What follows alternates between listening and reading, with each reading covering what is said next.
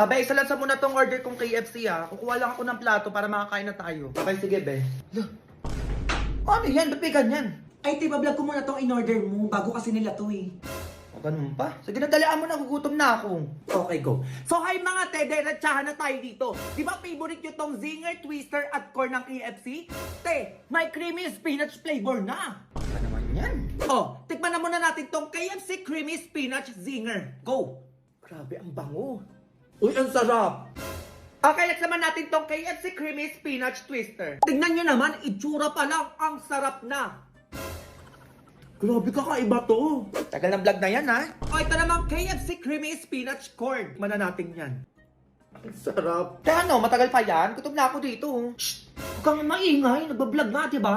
Ay, shala. Sorry ha, sabi ng order ko, ayan oh. Perfect mga te, ang sarap neto. Enjoy na enjoy ko talaga yung creamy goodness in every bite.